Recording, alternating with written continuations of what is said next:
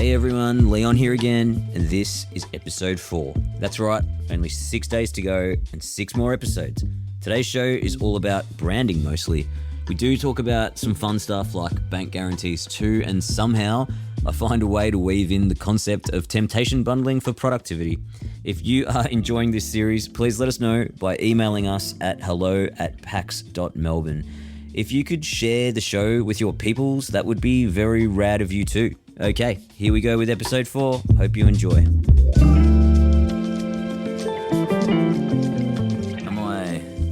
Is this on? I think you just said, let's hit record. Yeah. So I pressed the button panicking. So I think we are. All right, anyway, let's start an episode. Great. So ready to rock? I think this week's episode is going to be pretty dry and pretty chill, but I'm actually pretty happy about it because it's funny, we hadn't listened back to any of the previous episodes until this week. I only did it yesterday. Yeah, me too. And the thing that I thought was really ironic was as I was listening back to it, I'm like, oh man, we are not achieving our purpose, because what we wanted to achieve is that we're giving people a really live view as to all the things that happen when you're trying to open a business. Yeah. And nothing's gone wrong so far. This has been not that. It's just been like every time I catch up with you, it's like, oh yeah, we got all our money now. Oh yeah, the chef's involved. We got the VM, it's just, this is not how business is open. No, it's I don't know. I don't know if it's unfair advantage through experience,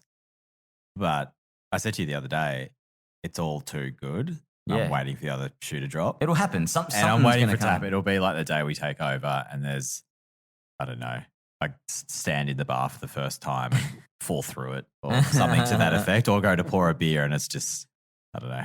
Day one, COVID comes back. Yeah, fucking hell. Oh, God, Let's don't not go say there. that. Jesus.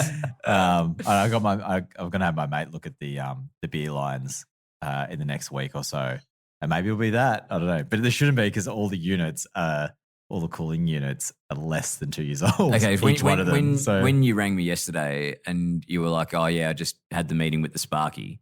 Yeah, and I was like, oh, how'd it go? And you're like, no, we've actually got heaps of room. We could have 4 more ovens if we want. Yeah, who the fuck gets that? I know. There's a new switchboard.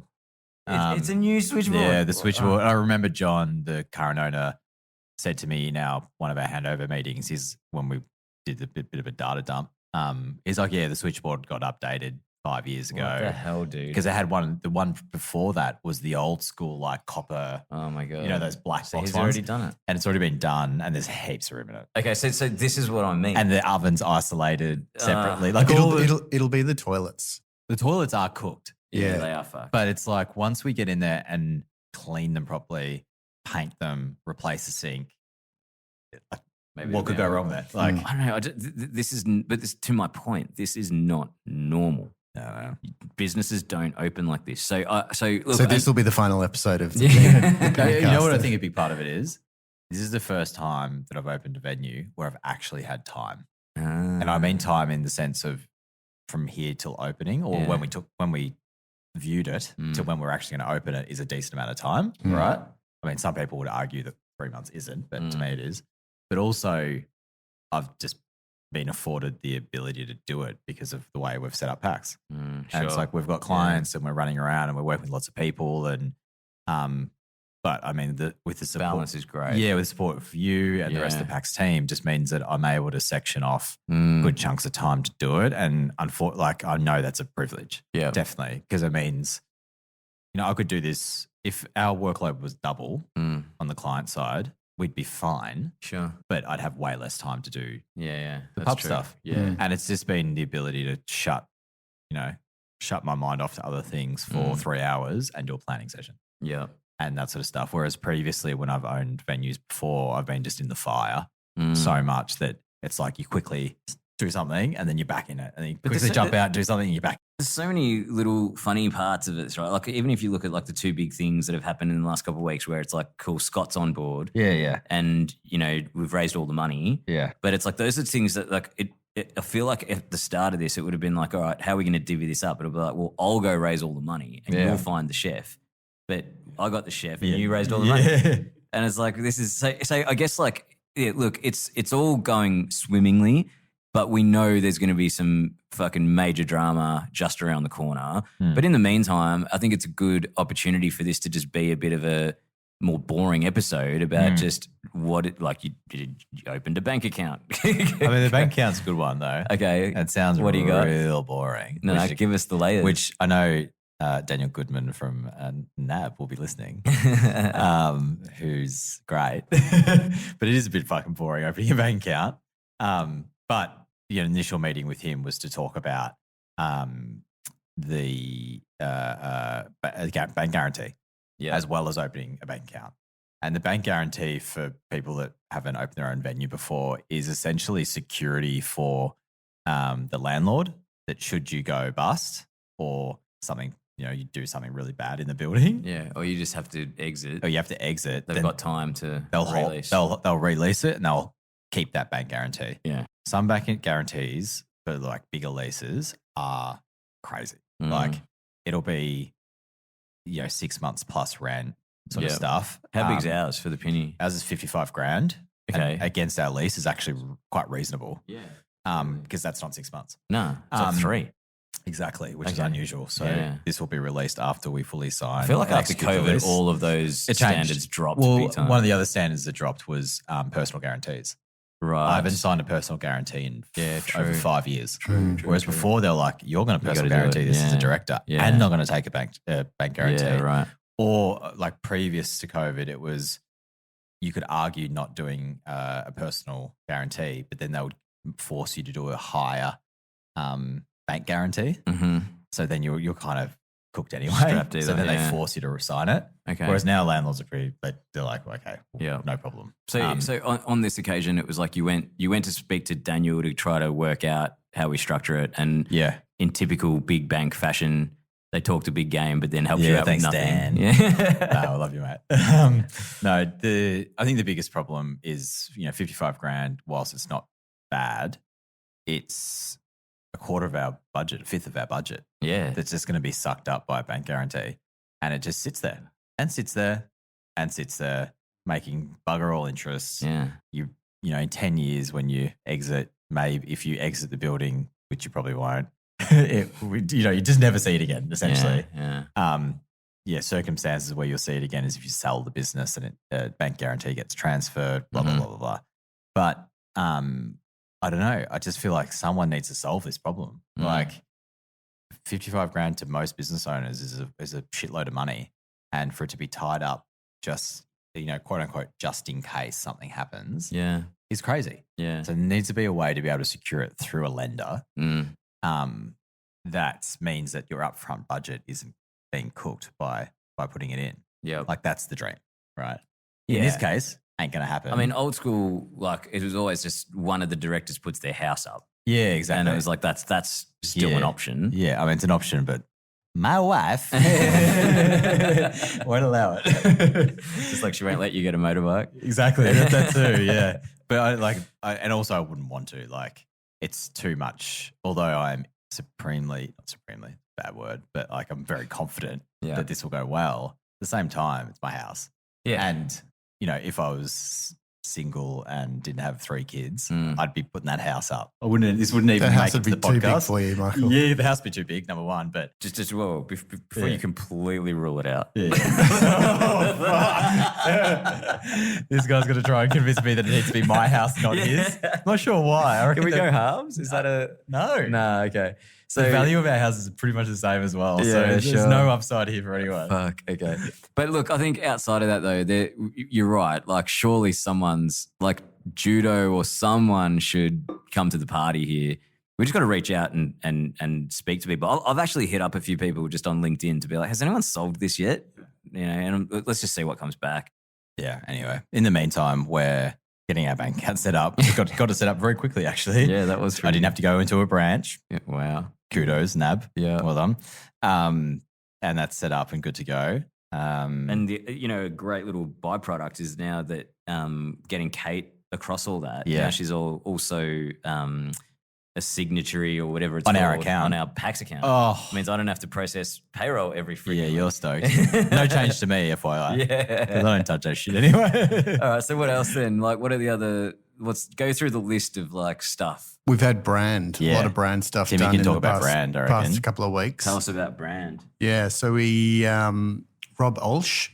How do you say his last name? That's I was how looking I it on want. the That's how I deck want to yesterday, say and I it. was like, I'm not going to even try. That's how I want to say And I've it. known him a long time. Well, we've known him a long time. Yeah. OESCHE. Yeah, he's been in our family for a while, done a lot of stuff on previous brands for us, and has worked really quickly. It's wild. It's from a brand output perspective. It's the fastest I've ever seen someone work really? at the level that he's working at. Yeah. It's wild. He's been working in a really big agency in the States that's, unbelievable pressure. I don't know how much we can say, but he's actually going to be back in town soon. But he's doing this sort of on the side for us. But wow, really great results. We've had like 2.5 reviews and refreshes of what we wanted to do.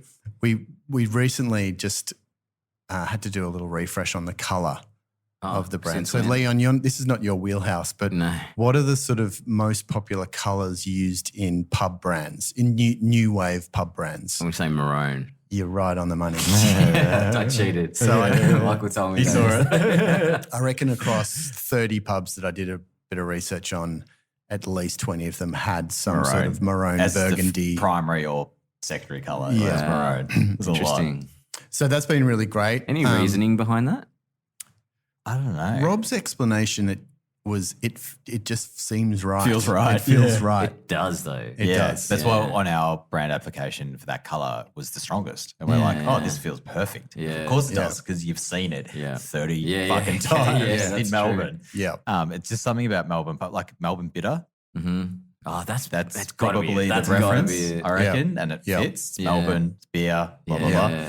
The rest follows. But the updated ones are awesome. Hang on, can you just give me an example? I'm just thinking about all the pubs. Which pubs? I can't think of any colours for any pubs. Let me just Tim's got it on his computer. Where are the colours and it is for the pub? Wild. In their brand. Okay. Like in their design or I just can't website. Even think I don't think about this sort of shit. You guys think about this stuff a lot. Yeah, we nerd out on it. Like, okay, the this standard is the sort of shit we hotel- think about. Who was it? It was a HBO that I sent you. HBO, HBO, the TV Broadcaster. That's what we call them, broadcaster. Yeah.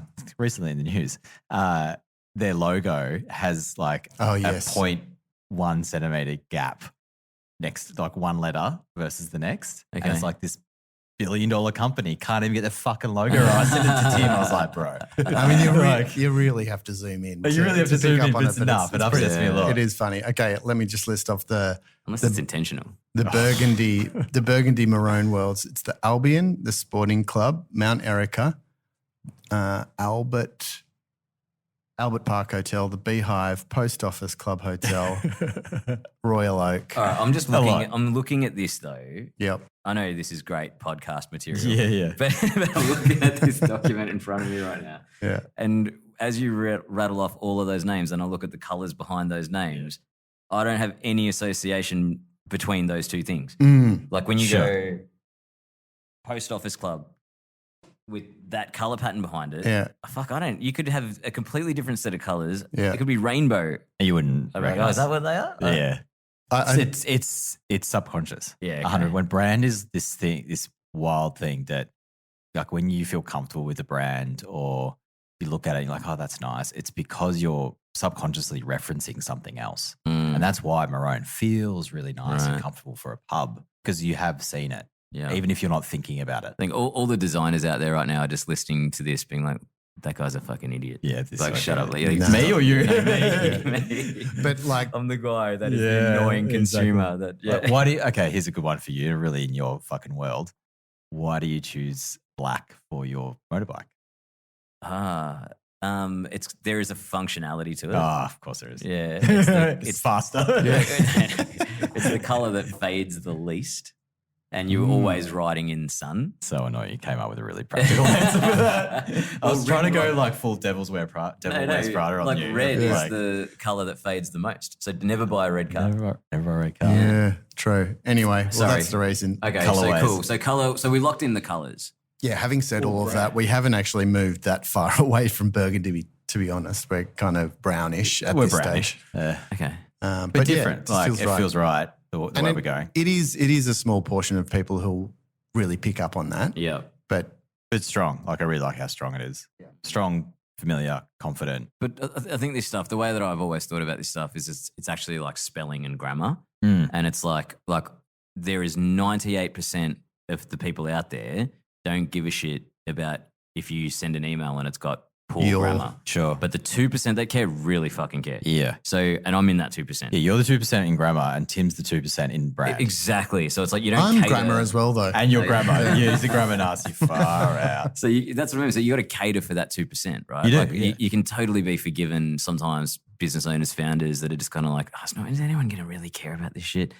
Yeah, there's going to be some people that do. Man, there's an argument that in every part of opening a venue, whether it's brand, grammar, design of the venue, the food menu, the beverage menu, literally every part, that there is part of us that is catering to the 2%.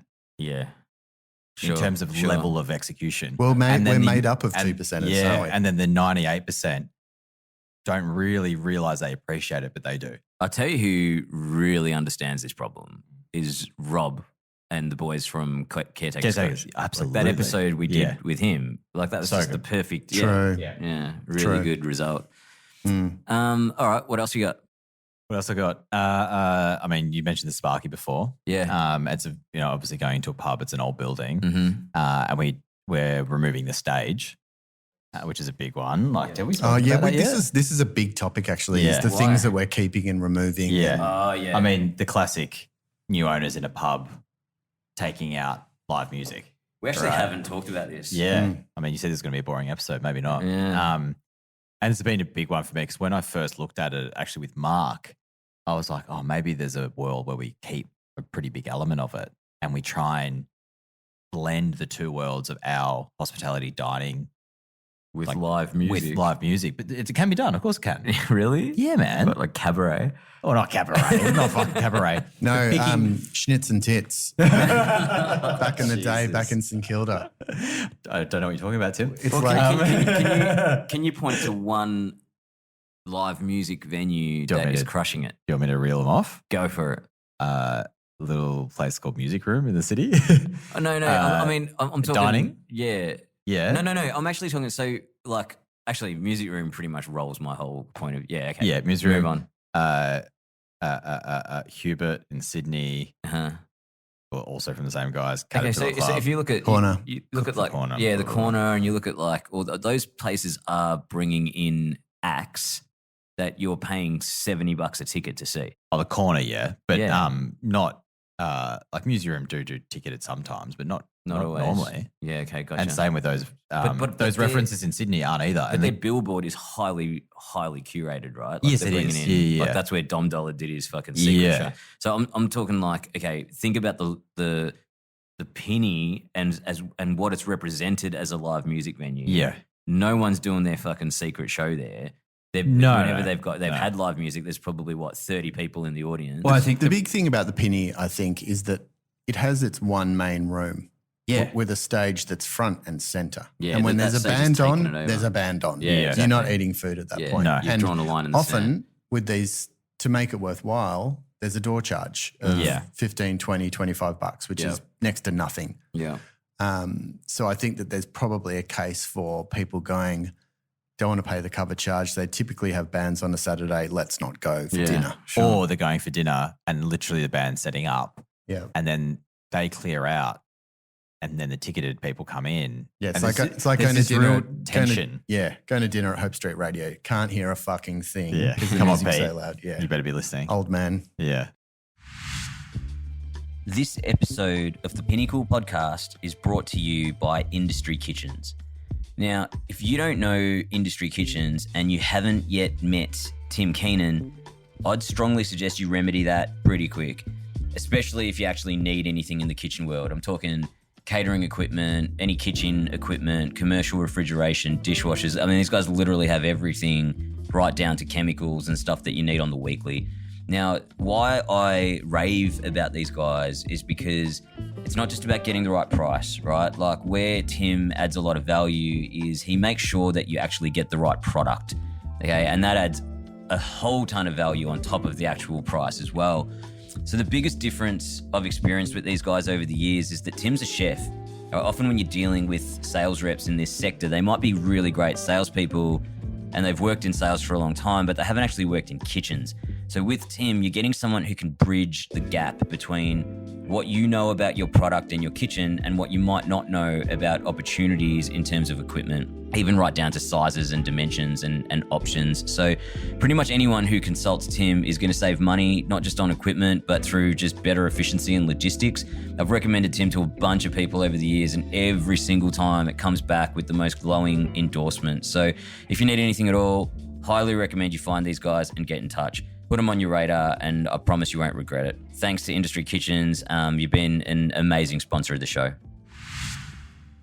Where we're at, so we're saying, so live music's out, obviously. Yep. Yeah. I still think we should do some stuff in the backyard, in the beer garden, on that tiny stage. Sorry, like Sunday Arvo stuff, but like big bands, it's out. That's yeah. It's just and gonna I be, also, on top of that, I also want to note, like when I was thinking about maybe there's an element we can keep at the front, I'm just having the realization, like, I'm not a music guy. No. And why am I going to try and be? Yeah. Like, to get this right. I mean, you've had heaps of experience in that space, Leon. Yeah. You've had experience in that space, Tim. And we probably, if we really wanted to pull it off, try. Yeah. But it's just not in my DNA. Sure. And I'm going to always be at tension or at odds with how we bring that into the whole project and how we can make it work. And respectfully, it hasn't really worked in the last few years for the Pinny. them. No, unfortunately. No. You could almost argue that it's worked against them. Yeah. Yeah, potentially. And I've spoken to a lot of people that are local to the area. Like I had an osteo appointment this week. This morning. That was the osteo is like 100 meters up from the Pinny. Oh yeah. And I was like, oh, and he's been there forever. Yeah, right? yeah, sure. And I was like, oh, we're taking over the Pinny. And he's like, oh my God, like I've been going to the Pinnacle for 20 for years since it opened.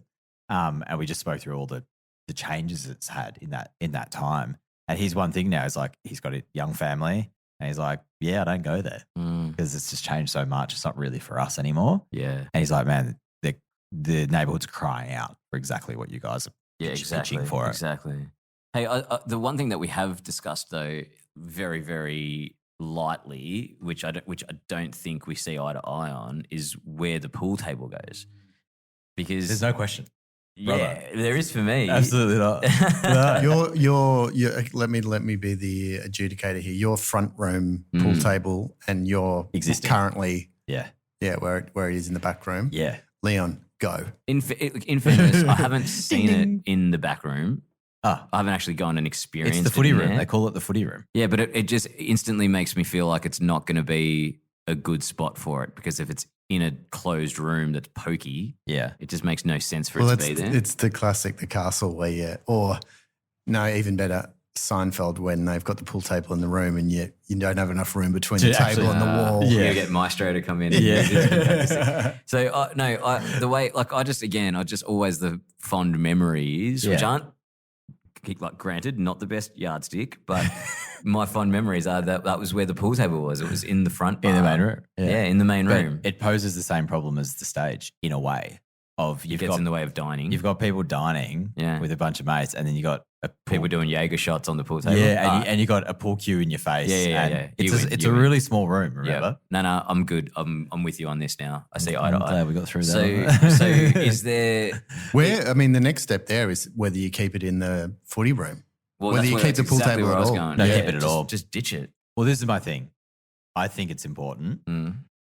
Okay. For what reason? Yeah. Just say it. Well, when I first went in there, and I was like, if there's two big things about this pub. There's music and there's a pool table. Do you really want to tackle taking both away from the community? Yes. Right? And it's like, yes, because I can't do music and it's financially not viable. The pool table, however, yes, it's taking up a substantial dining room that could be a private dining room as well if you close it off. Amazing for us. But then at the same time, for me, it's like it's the classic test and learn, right? If our dining room is heaving and the beer garden is heaving, then we'll ditch the pool and table. we're like, oh my God, we need space. Yeah. And no one's playing pool. We'll ditch the pool table. All right, so let's find that out. But if we're like medium busy and we don't always need an extra table, and people playing pool and singing beers, watching the footy. Amazing. Mark my words, it'll be gone within 2 months. I guarantee. Which I'm fine. It's fine. Because it's going to be winter that's going to be the challenge there because it's the not garden big. struggles. Yeah. And Big garden's pretty good though. Like it's brick walled right round, big cover, heating. yeah. It's pretty well covered. And actually a third of it is actually covered with a roof. Did you serve in the Liberty Yeah. in winter you had it? Nah. No. That was bad. Like good example, bad example. Yeah. Bad example being it was never covered properly, but Yep. shitty umbrellas. Yep. And our heaters suck. Mm. So it's like, Yeah. I'm probably 80% on board with Varney's contention that in 3 months it'll be gone. I totally agree. I but would be think it's- 100%, but because you were not keen on bringing Carlton in, I feel like your credibility is a little bit like, Yeah. I'm gonna See, go- that's the thing. Another one for me is this is another discussion. Carlton, I'm not for. Yeah. And But it's two that- against one at this point No, on, but it's on not this even table. It's not even Yeah. about 2 against 1. It's like that's just bad product thinking to go, I don't like Carlton, so it shouldn't be on the B list, as opposed to everyone in Melbourne drinks Carlton Draft. Yeah. Like you'd be crazy not to have It's it. like not having a latte on your coffee yeah, menu. I don't No, drink it's coffee not. with milk, so Is No, it it's- is. Of course no, it it's not. is. No, it's if you make a latte with shit coffee. Then then you can argue that the point. detail here. Yeah. Today's community advert is brought to you by Industry Kitchens. Hey, Varney, Yes. best cafe in Fitzroy North. Oh, got to be Standing Room. They are great. Love Thomas. They've been around for a long time. And what I absolutely adore about them is their sense of community. If you go there any day during the week, particularly on the weekends, there's a whole throng of people hanging out the front, catching up. It's a lovely space. Awesome, man. Thank you. Pleasure. All right, next. What's up? What's up? Spoke about brand, went through bank stuff. Like food. Food. I mean, we met with Scott again. Oh, yeah, that was a great which is catch A up. really good catch up. Yeah. We met for an hour and a half. He loved For- my vinegar idea for the chips. Yeah. Oh, yeah, that That's was made good. it through. Yeah, It's that made was it He was through. instantly, He was as you on. predicted. As He I was- predicted, yeah. He was instantly. But yeah, we met for an hour and a half, an hour and 15 minutes. We didn't talk about the pub. Talked about other shit. Yeah, that's true, actually. Which is a symptom of fucking having meetings with you and now Scott. Also, our synergy. Our synergy as yeah, humans. Yeah, it's true. But yeah, you're going to get going in Jan on R&D for the food. We spoke about menu pricing. It's a big one because we were Yeah. at another Melbourne pub That's true. in a North pub looking at pricing. And I was like, man, this is restaurant pricing. Mm. And Scott was like, bro, this is just pricing. It's like if you, what was his reference? If you buy a family size a packet of kettle chips from the supermarket, it's $9. Bro. Like how can a main meal be under $40? Yeah, Like it's true. hard. It's pretty good, yeah. We really should be eating at a pub once a week, every week I'm until going nearly that. you All are. right. Yeah. Okay. That's Yeah. good. You're just not invited. No, we went all together Yeah, true. 2 weeks ago. But yeah, pricing is a big one. And I think straddling the line between wanting to use high quality ingredients as much as possible, obviously, but then being able to deliver that in the kitchen program, food program, to make it delicious without charging $50 a main plate. Yeah. Like it's hard. Yeah. But at the same time, I want to hit a number for the menu that it feels like you can go there every week. Like it's really important. Otherwise, we're just going to be another restaurant Yeah. that people go to once a month, Yeah, exactly. maybe. Well, we've got to find a way. There's ways. It's just no one's found them yet. Yeah. Most likely, it'll be you and Scott. Yeah. So We'll find a way. just make it We'll find a happen. way. And there'll be stuff on there that's like a bit more special and a bit more expensive, and that'll be the way it is. But there'll be stuff on there that's like, okay, we're nailing this price point. I mean, the best pub reference I can come up with, and people will roll their eyes when I say it, but is Tom McHugo's in Tassie, in Hobart. It's my favourite pub ever. It's closed now. And they did really, really well. But their menu was kind of this perfect intersection of really interesting wild food and then schnitty. Oh, yeah. And the prices reflected it. It was like the schnitty was $25. It was quite cheap. But then you could also go there for like a wild game pie, or like they had what was it? Haggis spring rolls, or I'm not going to get it wrong, haggis dumplings or something crazy. It was delicious. It was so good. That is cool. And they had all this crazy stuff. And then it just meant they got people that are really interested in food and booze coming, but they also cater to the locals. Hey, sorry, this is not on topic at all, but something we've got to add to the research list. Yeah. It's kind of on topic. We know a few people in our network that have opened pubs. Yeah. Almost some of them quite recently, like Shan and her partner went out to Beechworth and opened a pub. Oh, yeah. We should go see them. What's that joint called? I can't remember. I follow it on socials, but I Yes, can't so do remember. I. Fuck. I know exactly what you're talking about. You know what I'm talking about, right? Yeah. We should go out and be like, hey, look, can we come see you? What's the thing? Yeah. What are the biggest things you learn in your first 6 months? Well, that's my biggest thing at the moment. And, outside of the boring shit that I did this week was like having, and yes, things going well. And this feels somewhat easy to do because nothing bad's happened yet. But I've had this moment of like, hang on, I've never opened a pub before. What am I missing here? Like, even when I'm opening restaurants, I feel that sometimes. But for a pub in particular, it's just like this very particular skill set. And some people in restaurant land, I think, feel like they could just easily open a pub because it's quote unquote easier. And it's, it's the lower form of hospitality as what some people would say. Yeah. Whereas for me, that's not the case. But at the same time, I'm coming from that world and then trying to apply the same thinking into into a pub. And I second guess myself. I'm like, am I making the right decisions here? Is the brand as good as we think it is? Is the menu format we're thinking actually right? Is the beer list I've written actually right? AKA Carlton on there, like all these things. And it's just like I think the best way to mitigate it though is to just like not leave any stone unturned and do the hard yards now, which is what you're doing. Yeah. And I know what you mean. Like when I was in the cafe world, we used to experience that all the time, right? Restaurant people would come to the cafe being like, oh, I just want to cruise your job. They wouldn't say that, but that's what they were thinking. Yeah. And then they would go down in service, like go down hard. I'm talking restaurant chefs. Really hard. Yeah, it's a different game. Yeah. And I used to always say, it's like just because you can play guitar doesn't mean you can play bass. Yeah. And it's like a bit of that. Yeah. And I think there is a bit of a risk of, someone like you going into a pub with that. But I think, it's on us. And also you are inherently like product minded in everything you do to just try to mitigate it. Anyway, I think just going to speaking to some crew that have opened pubs and asking them those details will help with that. Yeah, definitely. I think at the end of the day, like as it gets closer to crunch time of takeover, those feelings dissipate because then you just like the level of pressure goes up a few notches and then you're just on to do the flip and open. And then you're in complete fucking action mode of just like, okay, today we need to do this to get this place open and go forth from there. So, yeah. What else is on your list? That's it. Like it's been a pretty good week. Now we're starting to talk to lawyers to draft shareholders agreements. Yeah, because all the investors are in. Yeah, so start to really put detail around that. I've done a bunch of them before, so it's a little bit easier. But at the same time, doing it now is really important. Sure. Like so many people don't do one, and just start the business, and then 6 months in, there's a problem, and you got nothing to refer to. Is what did we agree on? Unless you use the Texas shootout.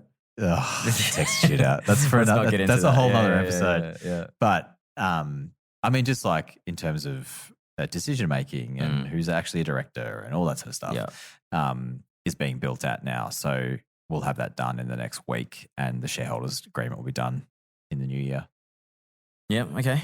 Yeah. So that's a lot of activity yet again. Nothing really stressing you out. I think you gave us a pretty good sneak peek into what to expect. Yeah. So, is there anything specific on the menu? I mean, you're kind of going to wait a bit to on the drinks menu. Yeah.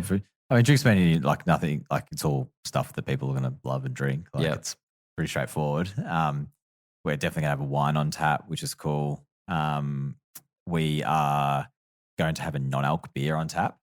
Cool. Good call. Yeah. I was talking about this with Lauren actually, and she actually said before she went on mat leave, she's like, fuck, like why isn't someone doing tap beer, like non-alc tap beer? And it's like they are, but no one will give up the real estate to do it because everyone's like, oh, I need that real estate for the other beers, right? Yeah. But then there's sometimes this, which is correct, like in terms of volume, like a big pub companies look at volume per tap and they dial into it. Like, but you're telling me that in this day and age, non-alc is not outselling some of those. Well, this is the lines. point. A lot of pubs that are contracted to the hilt with CUB or Lion, you look at their tap range and there's 5 beers that taste the same or somewhat in the same ballpark, but then they won't put a non-alc beer on to replace one of them because they're contracted so much. I think that's probably a big problem, sure. the bigger problem. Yeah. But yeah, talking to the guys at the Penny now, like they sell quite a lot of cans of non-alc beer and they've got a couple to choose from. So it's like, Do you know which one you're going to put on? well, there's no one. Well, this is the other problem. No one puts them in kegs because no one will put it on tap. Well, So this is the problem. So Heaps Normal do have it in keg now. Surely Stomping Ground. Bridge would. Road do. Stomping Ground might. Yeah, Do Bridge Road have it? Well, they have it on for tap at their themselves. brewery, yeah. That's maybe a Do they different- have it in distribution? So like there'll definitely be a few. Like I'm Yeah. not saying there's none, but there hasn't been a lot. The other problem is, I don't know if this is a problem yet, is will the beer freeze in the line? Because there's no booze. Oh, fuck. Because the ABV level. And it's like, yeah, but beer's already quite low. Well, hang on. There's people doing it now, though. So Yeah, exactly. Yeah, so it it's- shouldn't be. someone it shouldn't. solved Oh, that God. Yeah. I mean, you run a different line. But anyway, let's get into detail. But we're definitely going to have it for day one, which is awesome. And I know, 2 out of 3 of us barely drink now. Well, you definitely don't drink, Leon. I swear to God, every time I go out to a pub with people, one person is having a I don't know. non-alc. Yeah. Yeah. Without fail. like every time, right? Every time. Yeah. Yeah. All right. I've got an idea for you. Oh, Oh, yeah, the weekly idea. What about the weekly idea? I didn't have one when we hit record, but when you started talking about branding, I just tuned out. Tuned out, went to another world to come up with my own idea. So I got this idea. I was just thinking about it when you were talking about the beer lines. No. Okay, are you familiar with the concept Here we go. of temptation bundling? Have you heard of this concept I before? absolutely you have. You have, right? Yeah, so of course. I'll just to explain what it is. The menu, here you go. It's actually so temptation bundling is actually a productivity strategy. Yeah, and Sure. how it works is it says that you take a task that you hate doing or that you have to do but you don't want to do, and you pair it with a task that you love doing. Yeah. and Here then we you go. get it done more. Here we right? go. So a good example. This is real like you might James Clear shit of like, what's his book called? I don't know. Oh, the Atomic Habits guy. Yeah. I didn't read it. So, So it's like- if it talks about this, If you yeah. think about it, it's like Aged receivables and masturbating. yeah, not quite where I was going. The one, the classic one is think about like folding laundry. Yeah. Right. Someone might hate folding Watch laundry, TV. but they love drinking whiskey. And it's like, cool, pour yourself a double, fold laundry, right? And you'll do it all the time without questioning it. You wake up the next day, it's just all thrown, Yeah, so- thrown into a drawer and closed. until you Finished. Until you put the tunes on and start Yeah. trashing the room. So no, so temptation bundling. It's a thing, right? Okay. And it's actually I don't want to like discuss the merits of it. I just think it's a nice idea. Okay, but And what is so, it? okay, well, so where I'm going with this is if you think about the things that I hold true, okay, the tasks that I think are really important that you should do every week, all right, the things that I do diligently and never abstain from, all right, one of them, Meditation, well, no, budgeting, no. riding a motorbike. I wish I budgeted every week. Motorbike? It's productivity. It's planning your week out, right? Ah. On a Sunday, spending the time Yeah. on your fucking laptop or with a piece of paper, Yeah. work out your to-dos. I got my 4-step system, all that Yeah. shit, right? And you do it and you get it done and then you have a really, really productive week. And And a good sleep on Sunday night, I have to add. exactly. So I 'cause you do get it. everything I out do of it as your head. well, and I'm like, if I don't do that because we're out or doing whatever, Mm-hmm. and I have a shit sleep, and I wake up Monday morning stressed. Well, I remember showing you this method Yeah. when you left Yeah. Attica. Yeah, Yeah. And if there's one person in my network that people would say is busier than me, it's you. yeah, sure. Right. And so it's like that system fucking works, right? Yeah. And I'm constantly touting it in almost every conversation that I can. Mm. Right. And I think that if more people spent time on a Sunday afternoon Mm, at the pub because we give them a free pint, yeah. doing that work, we would have a more productive community. Mm. So how about we say to all the locals in the area, if you come in and plan your week out on a Sunday arvo, we'll give you a free pint. Productive pints. Ooh, Motherfucker. that's pretty Just good. because it's a good name doesn't mean it's a good idea, guys. Come on, this is a good idea. This is like the pool table, why? right? If we have the space, Yeah. we do productive finds. Dude, But if come people on. are eating and drinking and having a merry time, With I their don't want a bunch of bros on with their laptops. Hang on. So you're saying that what if I didn't want to do the productive pint? I just wanted to come in on my own and have a beer. There wouldn't be a place for me. You could do that. So then what are you talking about? No, because we're going to literally say, hey, come use this as an office. It's not using it as an office. I know. Like that, But where feel like that. Imagine if you walk in and there's like 5 people just like on laptops. Do you have to me for like a couple of hours on a Sunday? Do you have to submit what you're going to plan for the week as you leave? leave? It's an honesty system, right? Okay. It's just like, hey, I'm going to plan my week out. Can I have a pint? Sure. I love your brain, Leon. I really, it's just great. All right, I'll tell you what, even if you don't get behind this idea, I'm just going to do it anyway. I actually think, although it wouldn't fit the Sunday afternoon week planning, I think doing something in that vein. Yeah, sure. Like on a Monday or Tuesday night that you actually do. Well, it's run club. People do it. It's the run club. It's the version of it. See, I can do the run club. Yeah, sure. And you like, there you go. Oh, right now I'm cooked. But yeah, we can do that shit. We could do like Excel workshops and Leon Kennedy, freaking the sheets. Also, like encouraging people to warm up their cars before they. Oh, for fuck's sake! All right, we're at 40 minutes. Yeah, nice one. Let's get out. Thanks, guys. Let's See you next week. Let's Cheers, ship all. this. Thank you so much for listening to the Pinnicast. We're super stoked to be bringing this series to you, so we hope you found it informative. We would love to hear from you. We'd love some feedback. Any thoughts you have around how we're going about it would be really, really welcomed. So hit us up at hello@pax.melbourne and we will definitely be all ears and we'll respond. Lastly, just want to say massive thanks again to Industry Kitchens, to Poster Boy Media. Without them, none of this would be possible. So yeah, massive, massive shout out. We're really looking forward to bringing you more. Cheers.